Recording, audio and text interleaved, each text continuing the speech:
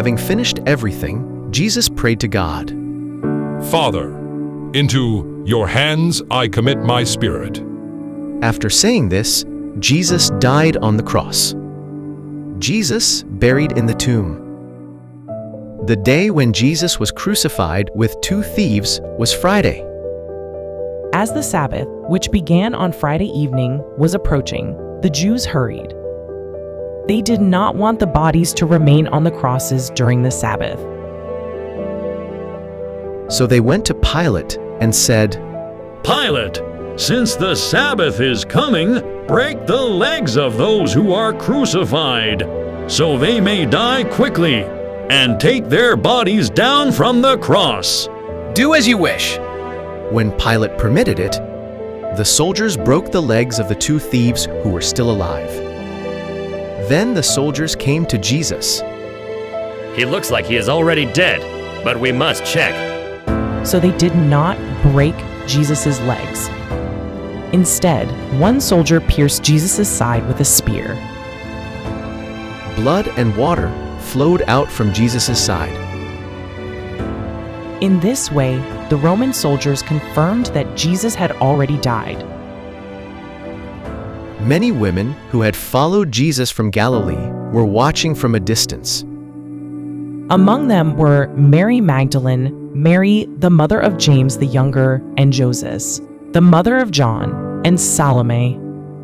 Now Jesus had been crucified, so he was supposed to be buried in the grave of criminals. The women who followed Jesus were deeply saddened that he would be buried in a criminal's tomb.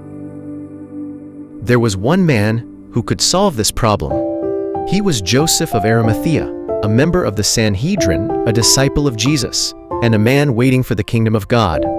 He went to Pilate.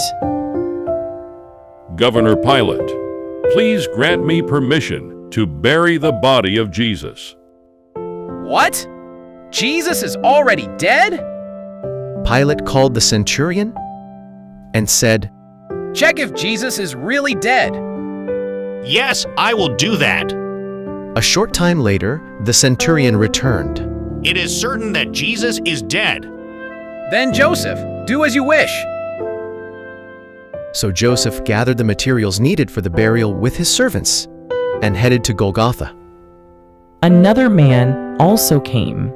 It was Nicodemus, the one who had visited Jesus alone at night. He had learned from Jesus that one must be born again to enter the kingdom of God. After realizing that Jesus would save the world through the crucifixion, he prepared things for Jesus' burial. Nicodemus brought about 33 kilograms of a mixture of myrrh and aloes. They took Jesus down from the cross.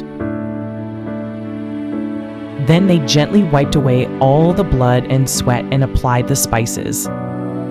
Before Jesus died on the cross, he endured humiliation, mockery, beating, and physical suffering. But now that he had finished the work of salvation and passed away, there was no reason for him to experience anything miserable anymore. Thus, the most holy burial was quietly taking place. After applying the spices, they carefully wrapped Jesus' body in a linen cloth. Then they headed toward a garden near Golgotha. There was a new tomb there, carved out of rock, which Joseph of Arimathea had prepared for himself. Joseph of Arimathea and Nicodemus placed Jesus inside this tomb. While the women who followed Jesus watched everything, they finished the burial and rolled a large stone to close the entrance of the tomb.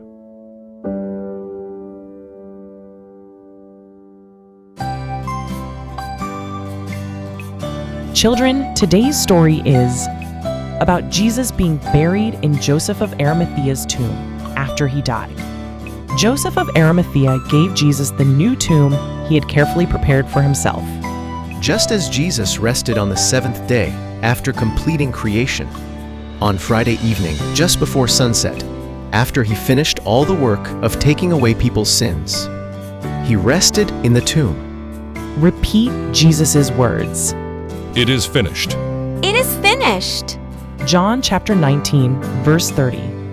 John chapter 19, verse 30. Very good. See you again next week. Goodbye.